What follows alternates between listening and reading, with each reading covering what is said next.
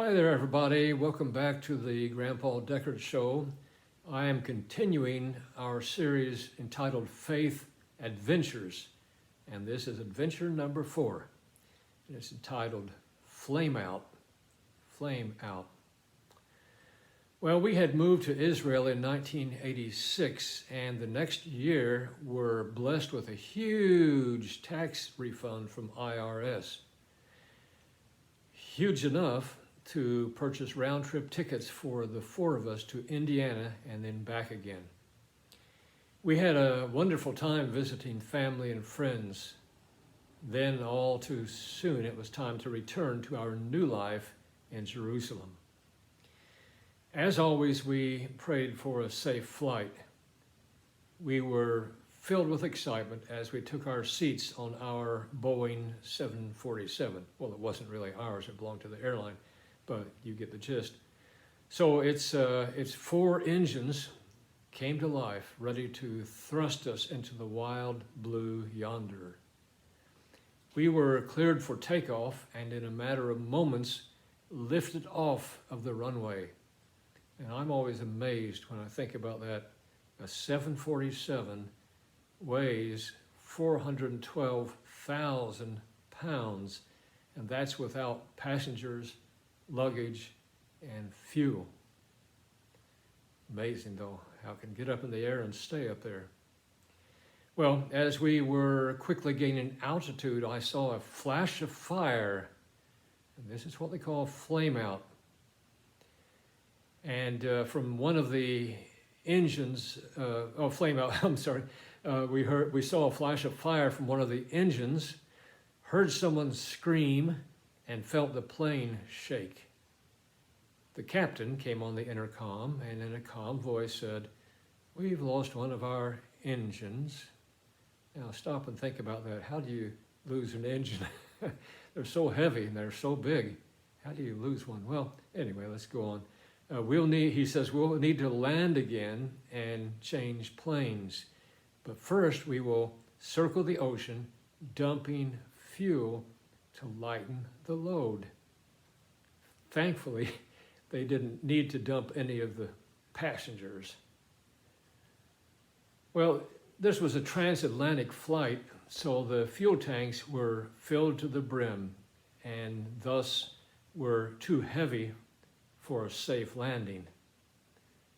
This dumping of fuel lasted for about 45 minutes. Meanwhile, many of us were praying, Christians, Jews, and Muslims. This was what they call a red-eye flight. It was a nighttime flight. The darkness added to the drama. As we were landing, we saw fire trucks and ambulances on both sides of the runway with their red lights flashing. But thank God they were not needed. It was bedtime, and out of 360 passengers, many of us were laying down on the floor in the terminal with our carry-ons for pillows, waiting for another ride to Israel. Well, someone might be thinking at this point, after what just happened, you're getting back on another plane?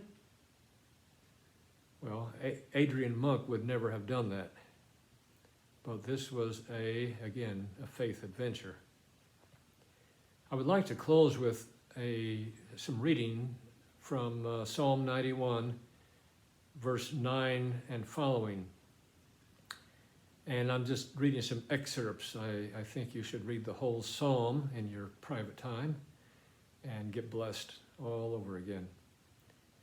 Okay, some excerpts, 9 and following. Because you have made the Lord, who is my refuge, even the Most High, your dwelling place, no evil shall befall you.